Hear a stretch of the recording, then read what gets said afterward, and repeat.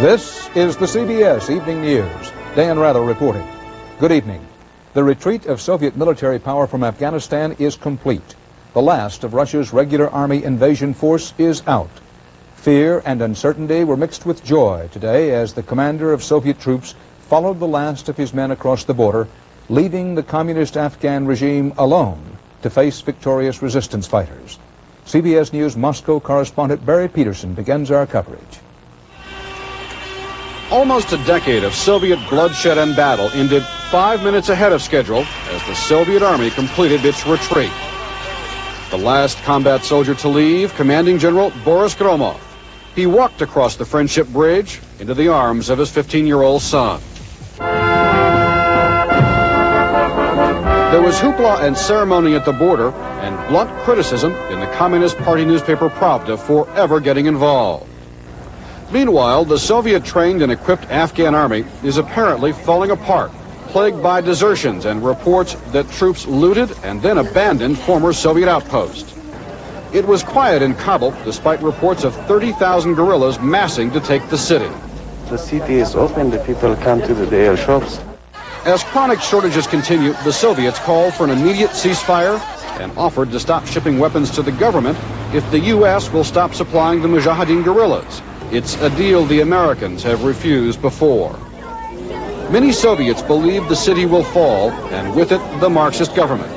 But as the Soviet commander said today, I'm not looking back.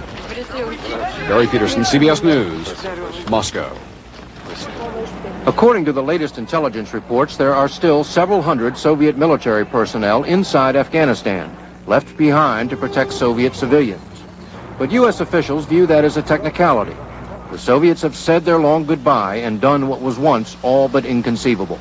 I think at the time of the Soviet invasion, there was this general assumption that once the Soviet invade a country, they cannot be defeated, they cannot be forced out. The ferocity and skill of the Mujahideen combined with the rise of Mikhail Gorbachev to produce a watershed event.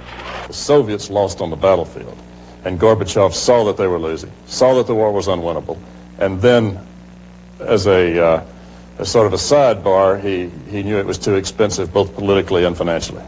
The American-made Stinger anti-aircraft missile is credited with turning the tide of battle. Armed with the Stinger, the Mujahideen neutralized Soviet air power. At first, the U.S. Army did not want to give them Stingers for fear of losing one of its state-of-the-art weapons to the Soviets. But then one of history's little ironies intervened.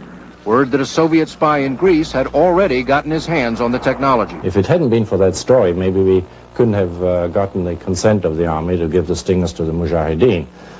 So actually you have a spy having spied against us, helping the course of history. The Stinger was more than just a weapon.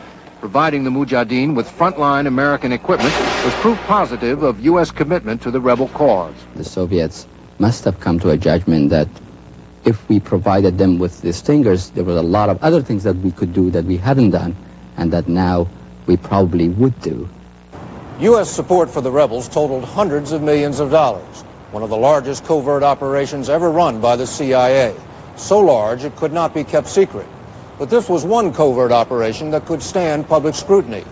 One more reason the Soviets were forced to cut their losses. David Martin, CBS News, the Pentagon.